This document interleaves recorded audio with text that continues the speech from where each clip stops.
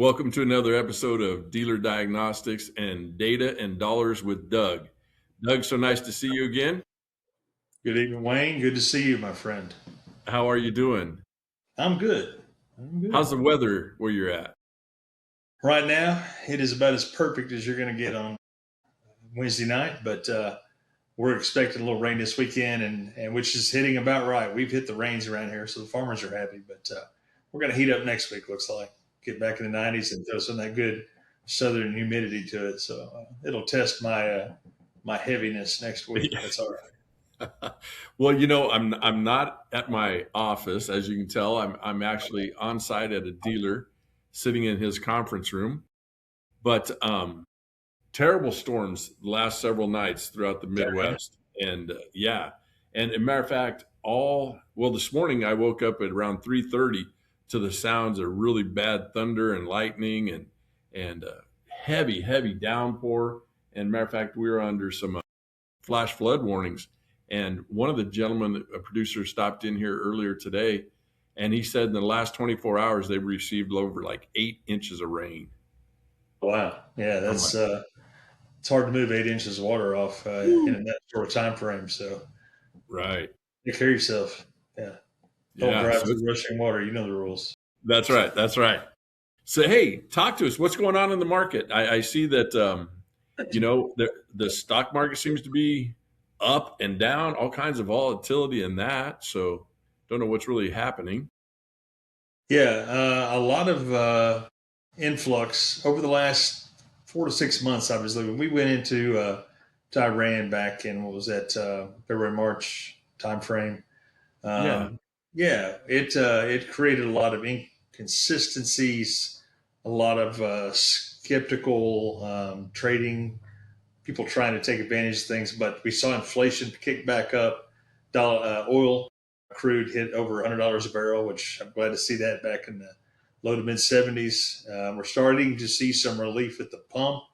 I actually talked about that on a radio show this week as we head into heavy travel season. So you get a lot. July really is the time when families do their traveling. I'm hoping they've got a few extra dollars in their pocket that they were going to spend on gas that they can spend on their kids and have a good time. But just a lot of pressure at the pump is finally starting to see some relief.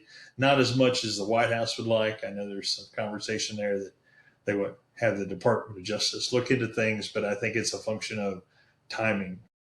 Getting the ceasefire, coming up with some plausible no war ceasefire type effort was wonderful. I think that's a good thing. And so where we've seen the Federal Reserve indicate rates up over the last couple of months, this might neutralize that a little bit. They met last week and they held a study of those overnight rates, trying to watch their language to see where they go from here to the end of the year. So a lot could happen between now and then. We are a very short congressional voting period because of the November election. So if we don't really have it solved mid-September, we're probably not going to get it resolved. So there's still some things laying out there. We talked earlier about the Senator Bozeman had put out his version of the Senate bill for the farm bill for 2026, which we're long overdue for a good farm bill. Boy, no kidding, right? I mean, what, 2018? 2018. So that's out there. The affordable housing, there was an act that actually has both House and Senate approval and is sitting on president's desk. And today he decided he was not going to sign it until the Save the America Act gets passed. So, and it's a political roundhouse. We've seen it before, where you can hold some things hostage or whatever. But time will tell where that's at. But I think right now, keeping a really close eye on the job market. Are we going to continue to create jobs post the war in Iran, that time frame, those 4 months? Are we going to continue to create jobs to where we can have some stability in our job market? Stability in the job market means that the consumers have some money or should have some money in which to spend. Can we pass some legislation in the next 3 or 4 months? I would have to think there's going to be some effort to put some things to rest that have been out there for the last year or so, undetermined and undecided. And I think both parties need to be able to claim a victory. I don't care who gets it done, but I think there's some things that the American public is expecting to happen prior to that November election. So, Right, right. but a very interesting time. Reporting coming out every week. We're going to wind down the quarter here of June. Expect July reporting to be really important for all your corporate type things. So, um, one of the things I heard today that I haven't heard in a while is the stock market overpriced and overvalued? I would say start listening for those reports to come out and who is and who isn't and why or why not. So um, don't look at your 401k every day, Wayne. Give it a little I break occasionally. But you um, know me. You know me. I You know know I'm looking. you check it every day. Uh, and I get it. A lot of people do, and it's important. But everything cycles. I do know that. But yeah, interesting time. A lot going on in the market. But the opening up the Strait of Hormuz, reducing the cost of oil, is going to ultimately find its way back into our pocketbooks, and that is a good thing. I think where we're at now is what are the lingering effects of the inflation, whether it's on ag or construction or even the auto industry, lots of things we talk about. What are the lingering effects of that inflationary factors? Things tend to go up, but they struggle to come back down, and they will stay up longer than we ever wanted them to. So, um, corporate numbers coming in July will help us decide if those things have some room for reduction or not. So, anyway, I'll keep you informed when we get there. Yeah, no, and I keep I'm like a lot of Americans travel a lot, pay prices at the pump that I don't like to pay, and it is frustrating. And I did hear something about um, somebody was going to do an investigation into it because they think we're getting price gouged at the pump. And it seems to me like that. Yeah, the Middle East conflict would affect our gas prices, especially when you see the oil per barrel going way above $100 again. And now it's dropped back down to the 70s, like you alluded to. But how long is it between the price of crude dropping and the gas pumps reflecting that drop? Like, are we talking typically a 15-day lead time? Is it more like a 30 or 60-day? What? Yeah, I wish I had an answer for that one. I think that's $1 million question. I think it's why there's this. We're going to investigate it because if you don't investigate it, it'll stay up longer. That may be just part of the cycle that you have to go through in order for it to find its way back down. Ultimately, competition and the free market economy will drive it where it needs to be. There's a certain at some point in time, if you're just everybody's out there price gouging, not everybody's going to do that. Somebody needs to lead the market share way, and they're going to reduce the price, and then here it's going to start to work its way back down. But um, like I said, right now the whole threatening to investigate is it's probably real and it's probably worth looking into. But I still am a firm believer in free market, and it's going to take care of itself. Capitalism will win out when it comes to somebody's going to they'll gouge each other before they gouge the American consumer too long. So Yeah. And yeah, not too long ago, not too many years ago anyway, that we had the same issue, right? Prices at the pump were extremely high. People started complaining about oil company profits are exorbitant and at all-time record highs, yet the gas prices are still too inflated. And it took some pressure from Congress and them, and then finally it dropped. yeah. Well, I'll tell you what's going to be interesting is so what we did during the war period where crude oil was 20% around the world just wasn't getting delivered. And that's a huge number. Well, we ramped up production. Yeah. Are those companies going to reduce that now because that's open? Well, that just floods the market with oil.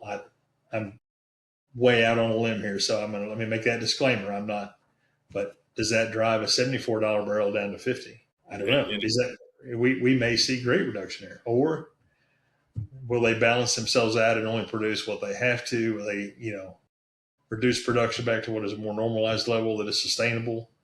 Um, and I that's don't where know. I'd hope they'd go, right? I hope that they wouldn't overproduce, then flood the market with too many gallons of petrol, and then all of a sudden now prices drop and people are going, yeah, now we're back to where it needs to be, $2 a gallon, blah blah blah, and then slowly it keeps going right back up, right? Yeah.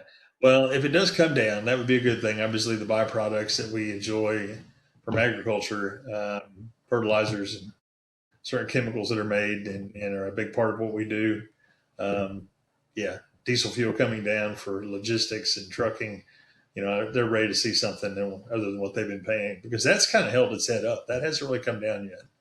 Uh, No. Regular, unleaded has seen some reduction, but diesel fuel's held its head up. But I think we're load prices have been better lately over the road. There's been some increase in traffic that way. In some of our trucking companies, I've noticed that. It's kind of nice to see their accounts receivable going up. It's mean they got those trucks are moving. Things are setting idle. So it tells me that economically things are moving again. Yeah, and I do some work with several truck dealers, and their shops are packed. Their sales are doing still really well, and you're exactly right. You're spot on that the overroad truck volume is up. It's Yeah, even though the moving price good. of diesel is high, Yeah. they're staying really busy. Well, that's what I'm saying. We're moving loads, which is good. It tells me maybe some of the tariff pressures are off, because some of those loads have to get to the coast and then get on big ships to go overseas. So, um, if that's the case, that'd be great. We got Yeah. to keep that international trade opened up. And so, if oil can come down, trade remains strong. There's some signs of a healthier economy. I agree. I think that, like you say, we need to watch the July numbers. But I think if the jobs come out strong like they did in the last reporting, I think a lot of things are headed in the right direction. The only thing that worries me is the volatility in the stock market. And again, I watch that 401k a lot, and that's probably my own fault. We've got a very aggressively priced market today that we have to back up with corporate earnings. And that's what I'm saying. Watch those in July. That's going to be really important. We feel like there's some things that maybe we're finding some stability, but poor corporate earnings would be problematic. So, Yes, uh, yes, they would. yeah, I know you try and watch every little indicator in the world, but you can't catch them all. And it doesn't. I think I the don't big know thing about now you. is keeping that consumer in mind. Housing starts haven't come back. It's about 4 million a year right now, and 5 million was a better number for the U.S. economy to have that. So I'm curious to see if we can get our housing numbers up this summer too. So Well, we're in the process of building a home, and I got to tell you, lumber prices have come down substantially from where they were, but the supplies to build a home are still pretty expensive. yeah, And the biggest expense is the labor side of the equation. it is or is not. It is. It is. Yeah, the trades. Heavens, if I have a 16-year-old today that was questioning going to college, I would put a hammer or a screwdriver. I would teach them to do something if they wanted. Electricians and plumbers are going to make a mint over the next 10 Oh, years. I yes, mean, sir. do not discount the trades. It's an art if you're good at it. It's just like mechanics. Not everybody's equipped to be a good mechanic. I was That's right. not. I knew what one looked like, but I was not the guy to grab the wrench. Right. I could stand on the business end of anything, but not a wrench. So yeah, Yeah. You're exactly right. I mean, when you look at, I've looked at several bids, for plumbing contractors now, HVAC. Matter of fact, WB Global, it just got a contract to help a really large HVAC, commercial HVAC company with their operations. So that'll be interesting. It's something new that we've never done, right? We try to stick in the automotive, construction, and ag sectors, but we were approached and we went and did a discovery with the client and thought, you know what, there's some similarities here. I think we can help you, and so we're gonna yeah, venture into that. But those companies, their profits are strong. Their margin on their labor is great. yeah. And I'm looking at the bids that I've been receiving from plumbers, electricians, and HVAC companies, and they are high. It feels really high. When you look, probably even 8 or 10 years ago, when you looked at the labor for a plumber, for example, wasn't terrible. And today they're being compensated probably fair, more fair than they ever been before. Because in the past, I think they were probably abused to a certain degree, and Yeah, now they're actually they were held getting. hostage a little bit. Yeah. Yeah, when everybody was building houses for spec in 08, 09, and we just had housing starts flying off the charts, and there seemed to be anybody could be a contractor. It felt like, and they were Right, you had people flooding in. It shouldn't have been in the marketplace, and that's really what caused that. The bubble was just the fact that lenders took their eye off the ball for what a good credit underwriting should look like. If you could fog a mirror, you get a loan, which means you right. could buy multiple houses, and you're buying two and three houses. And why do you have three houses? You have no need for three houses. And all of a sudden, the crash came, and then um, we found out who the real plumbers and electricians were at that point. But what we Amen. have today is they now, you think about that, was 08, 09, almost 20 years from that. So that boomer generation that survived that time frame, ran great businesses those years, are now going, I either need to sell it or just close it because I'm not sure if I can, I'm 65, 70 years old. I'm done, and Right. they're staying in it longer because there's no one that To fill it. wants to come in and run the business side of it because running the business is hard. And Yes, being sir. good at it is hard, and the risk it takes to get into it. So we need some seriously talented trade entrepreneurs raised up in our country the next 4, 5 to 10 years. Yes, without a doubt. You're exactly right. I mean, I look at the people that I've been getting bids from, and these companies, like you say, the proprietors are 60, 65, 70 years old in some cases. And you look at their bench strength, and the people that they have working for them are in their 50s and 60s. It's not full of 20, 30-year old um, younger generations looking at getting into it. But I think they're really starting to lean that way when they start hearing, hey, you can make 40, $50 an hour as an apprentice tech in an electrical or a plumbing shop or something like that. Yeah. Yeah, it's interesting as we see this thing out. I think anybody that has the willing or desire to work is going to be able to make good money in our economy. And I know that there's been some layoffs, certainly in some weird sectors recently with AI. Technology is trying to figure out just how that's going to play in. You may have seen this week State Farm Insurance for 19,000 of their agents across the country changed some of the pay programs, and because it's a very relationship oriented, one on one. Well, AI is now doing some of that, and whether they were losing market share to internet companies, obviously, and so that was a major shift in a very predominant marketplace in the finance, and so we as a community bank see that every day, that we're deploying more and more things that will help us in our decision making and risk mitigation that is digital electronic, as opposed to I'm going to go over to Wayne's house and see how he's coming on, if he's getting that house built or not.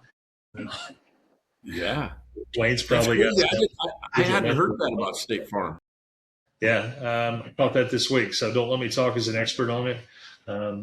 It was an article, and so again, full disclaimer: everything I say is just things I read and pass on. But yeah, that's kind of a big deal. And having a few friends in the State Farm agent world, I had knew that there were some things coming that we just didn't know what it was going to be. So, Yeah. but yeah, Well, it's just different how companies make money. It's going to change, and technology, as it has for years. It doesn't matter what industry you're in.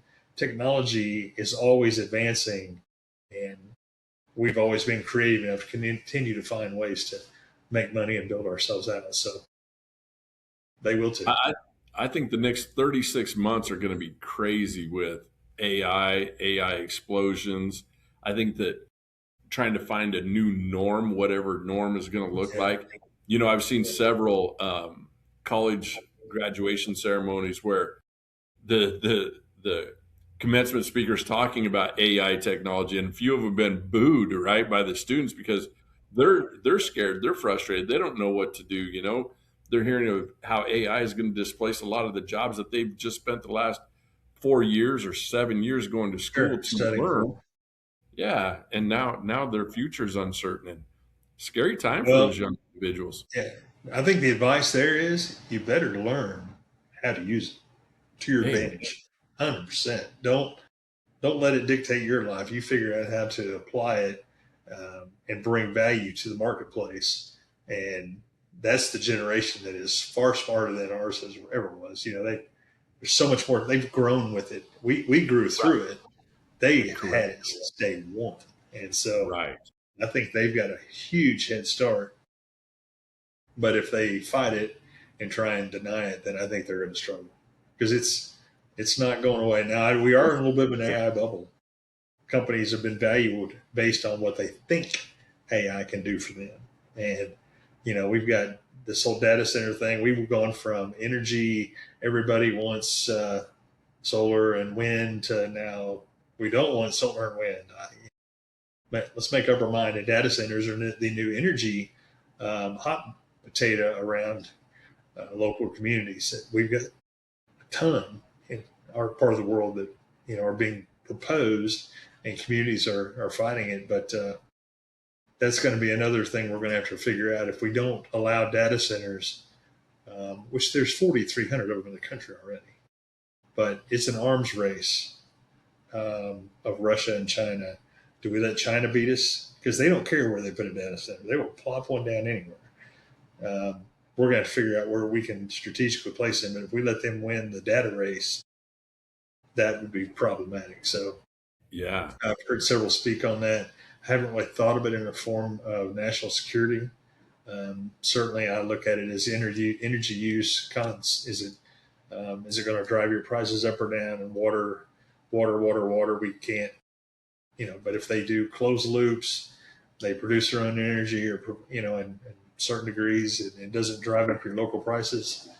I don't know. It's going to be It's tough for these communities to really weed through it. Again, I am not an expert, but it's certainly a lot to consider if we don't find a way as a country to build these things out. Yeah, I agree.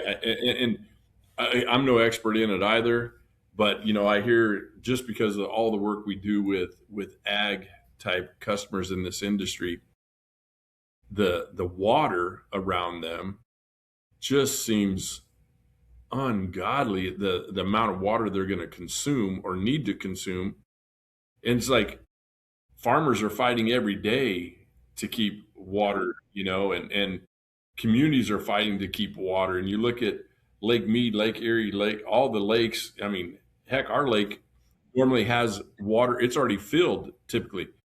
We just barely started getting water this week. And normally it's running at the end of April.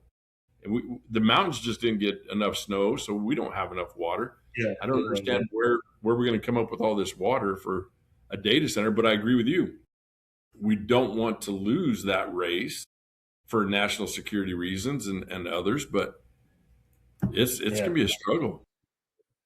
Well, I think again, some of the things that I saw proposed recently was a closed loop water system instead of pumping in fresh water and expelling used. Now you will have water loss even within a closed loop system, but if you're able to um, condition it and keep it within and keep it cool, then the usage part of it goes way down because you're not having to feed the fresh water into it. So closed loop system makes a little bit of sense to me if the technology's there to handle it. Um, the data, the heat these things produce and the energy use. Where's that going to come from, and is it sustainable too? But um, a lot to think about. And water for agriculture, huge across the Right, country. right. I happen to Yeah, live in a part of the world that has a tributary everywhere you go. There's water running somewhere. But I've got the Ohio to my north, Mississippi to my west. 75% of the nation's water comes right past here. I mean, we get it all. So, but it's got to start somewhere, and especially a west, more arid climate, they have to store and conserve and reuse it. So pretty water is hot going to be the topic. next thing that it becomes a hot topic commodity. It'll change how land sells and rents and irrigated versus non-irrigated. These things are going to play a bigger role. So, yeah. And we've Totally. raised a rabbit or two, Wayne. Yeah, totally agree. My uncle had a painting in his house, and it said, waters for drink or whiskey's for drinking and waters for fighting. Is that right? Yeah. Yeah, and it Yeah. had an old boy with a shovel, and I can remember my uncle and a couple neighbors getting into some heated arguments at the gates, over, hey, you got too much water flowing on your side of the gate, and I don't have enough, and yeah, Yeah. When neighbors have to share water and one neighbor cuts the other one off. Yeah. yeah, I've seen that you bet. happen. Yeah. Well, you know what? We're going to definitely keep eye on July's numbers. I'm going to try not to look at my 401k on a daily basis because it's already driving me nuts. But I think I'm being optimistic, but I do feel like we're headed in the right direction. And I think, to your point exactly, as long as we get the corporate earnings that back up the price of these stocks, everything should be okay. Yeah. Well, I just was, I won't lie, I felt a little air of relief when the ceasefire actually seemed to stick this time and that there was an agreement. I don't know that it's a perfect agreement, but it certainly addressed a lot of issues. I think that if we could, I don't know that peace is fully attainable in the Middle East, but I know that an effort must be made and it must be consistent. You can't ebb and flow, but you don't have to have a full blown war and people in peril all the time and living in fear. And so, whether that's here or there, Yeah. no one needs that as their lifestyle. So I was glad to see that. I was glad to see the oil crude come down. It's interesting though that since we spoke a few weeks ago, what commodity prices have done. One of the things we talked about in our last call was there was some China had made an announcement that they were going to buy some byproduct, which Right. is your deal for us. And we've lost I don't know what 40, 60 cents on the soybean market, and another 25 or 30, 40 on the corn. I'm like, okay, just when you think you're going to get a rush, it trails off. So ebbs and flows, protect yourself. The farm bill, we were going to talk about that for a few minutes. You want to jump onto that? So see what's going on. So I mentioned that a minute ago, that the House of Representatives passed a bill back in April. It lay dormant. Senator Bozeman has produced Farm Bill 2.0 on the Senate side, which is their version.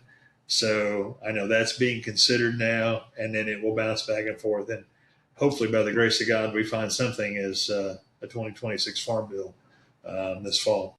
But it looks like, just from a summary standpoint, they've addressed most of the topics. It looks like they're going to continue to have programs that help dispense our grain around the world, whether it's for humanitarian or there will be price supports for buyers to help move things around to keep our stockpiles low to where we have scarcity, which drives prices up. So, not direct price supports in this Senate bill that I found on my first pass. If I find it, I'll let you know. But they're doing things to keep things moving in the commodities world. From a lending side of things, I always talk about the bank side. USDA has raised their guarantee limits on loans. So in his particular bill, it's going to take it to a $3 million operating line of credit. Let's see if I can find that. 3.5, I think, on real estate. Well, that'll be good. But a $3 million operating loan just doesn't go as far as it used to over that many acres. No, no, it doesn't. That's 1,000 is what 3,000 acres, and that is no longer a great big farm anymore. So Yeah. it doesn't take as long. Doesn't take as long to use that up. But yeah, farm ownership at 3.5, the first time direct ownership loan for farms 850,000. So they're going to make some moves to help young beginning farmers get in. We were just talking about people coming into the trades. Agriculture is no different than the trades, as you well know. And at the price of machinery today, man, it takes a stout balance sheet. There's no just starting from scratch, and so we're going to have some of these elder farmers really help this younger generation find their way in with some, applied funding where they're doing some owner financing that wouldn't be traditional to a bank, or families doing estate planning with gifting and that kind of thing, where one sibling is back to the farm and the non-farm siblings, make some concessions to keep that farm alive. There's going to be a lot of things that are going to need to be done in order to pass this land on, but that's going to happen. And as you know, the consolidation in the ag industry is more and more every day, and there's fewer and fewer farmers. Not having a diverse farm economy, if it's all strapped at the top for this commodities, especially, will be problematic at some point if it's not already. Yeah. Yeah. Like we were talking earlier, dealing with this dealer that I'm working with right now, they're really concerned, about the first trade, not so bad. Second trade is getting a little iffy, but where do you go with the final trade when you're trying to wash out in the washout cycle, and you need three trades to get it gone? And he's saying, where do we go with this? How much can my market absorb, especially when producers are getting out, right? They're older, their kids don't want anything to do with the farm. The farm may be 2,500 acres, so it's not a real big farm anymore. Used to be able to sustain one or two families, now it can't. And so they're being gobbled up by the bigger farmers around them. Well, there went one more family, one more farm out of a used position to buy your trade. And Well, like we talked about, you go from new buyer, uh, needs a warranty, can't be down, tens of thousands of acres. They've got to have, they got to be on the move all the time. So they right, take that first year out. The second generation farmer or buyer tends to take, it's still a large farm operation. They're going to keep it 2, 3 years, maybe. But that third generation, which was your very modest, mid-size, working kind of blue collar class of a farmer, that was those acres are now part time.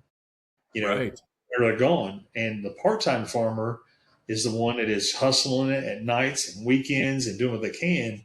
But they are staying away from that. Still a robust 3, 4, 5 year old machine. They're farming with 10, 15-year-old stuff that's got good hours. They're doing the acres they can feasibly um, manage with their, they now have a main job somewhere else.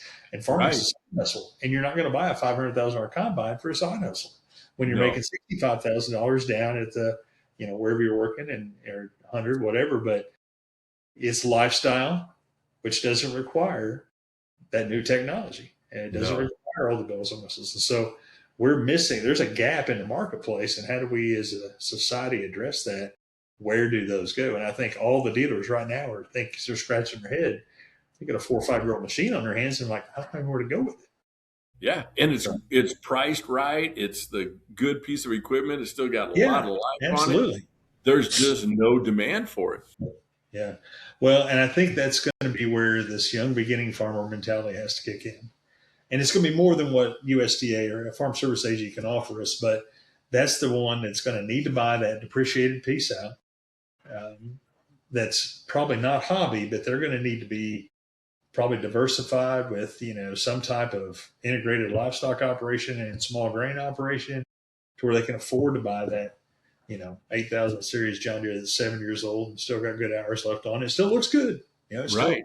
pulls like it did when it was new. And so, um, and any color tractor, I shouldn't have picked the green painted on the wheels, but, red, blue, I don't care. It doesn't But matter. they're going to buy that third generation piece, but we got to get young people interested so we can get them back to that level. So, Yeah, and feasible for them to get in, but it's such a high entry point to get into this with such a low margin for error. yeah, Tough that's what I'm business. saying. This young generation is going to come in diversified. To think they're Yes. going to drop into this thing with commodities only, that is a Mm-mm. tough sled. And Yes. I think raising, even going out and looking, we've got a lot of poultry and swine operations in our area, and I'm glad they've got that guaranteed number up to 3.5 million, because that pretty much takes that to build a feeder floor or 4 houses on the poultry side. I mean, um, it's millions for a young person to start out. But that's about the only way they can do it is go get an FSA guarantee, because the bank couldn't loan them that. They don't walk in with $400,000 or $500,000 in cash down as a down payment. It's pretty well 100% financing, or some pledge of collateral from the farmland or something from a family member. But that FSA guarantee has been critical for young beginning farmers and will continue to be a big part of that. I totally agree. Totally agree. Yeah. I don't know if we've solved anything. Did we solve anything tonight? I don't think we solved anything, but we did discuss and brought to light a lot of topics We and a did. lot of issues that are current and relevant, and hopefully people can understand and relate to them. So, Doug, I appreciate your time. We're going to Robert. look forward to June or July's numbers, and hopefully they're positive. Hopefully they're positive. That's what we're looking for. Up and to the right. Up and That's to the right. right. All right, Upward and Wayne. onward, my friend. That's right. Take care of yourself. I appreciate everything you do, and thanks for having me on tonight. You bet. Take good care of yourself, Doug. I will. That's a good one. I think that's a good one. We'll,